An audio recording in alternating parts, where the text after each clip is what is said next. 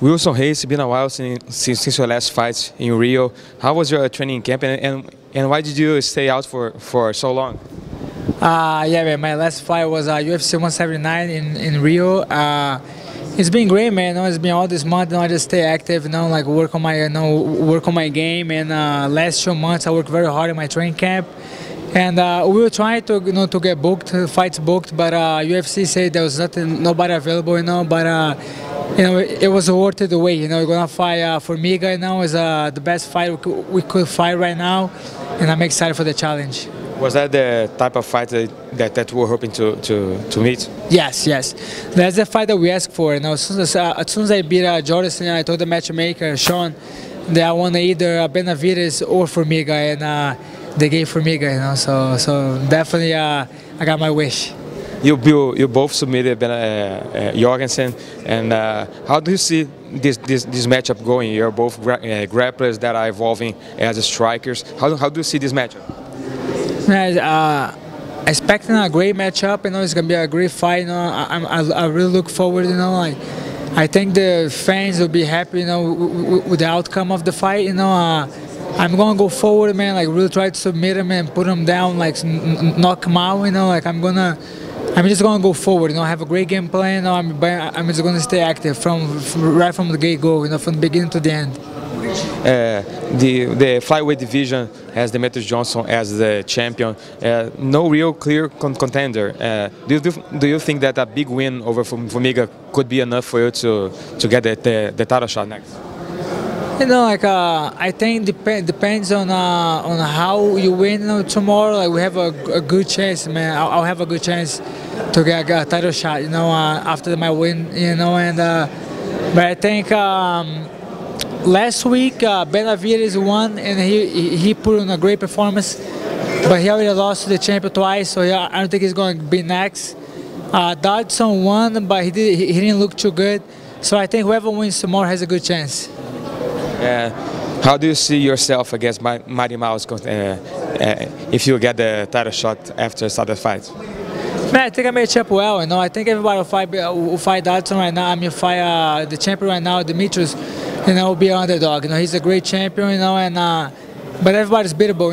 I see a lot of votes in his games. And then I think the biggest thing,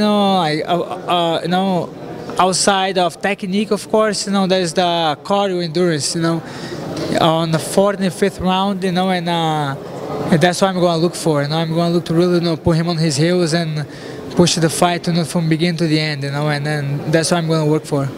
You're pretty close to Dominick Cruz. You're training together. How is he in his week recovery from another knee injury? He's actually doing really good. He's already back, on his rehab and everything. So we'll hope for the next couple of months. He started his training camp, and I think he's gonna be fighting around the same time that he fought last year, around September, October. And I'm excited, man. He's always happy to do it. It's always nice. He brings such a good vibe from the gym when he's in camp. He's a great teammate, a great athlete, and he's a great, so wise and so smart about the game, So it's nice to have him as a friend and as a, like a teammate, he always gives the best advice to us. It was fun to see him back.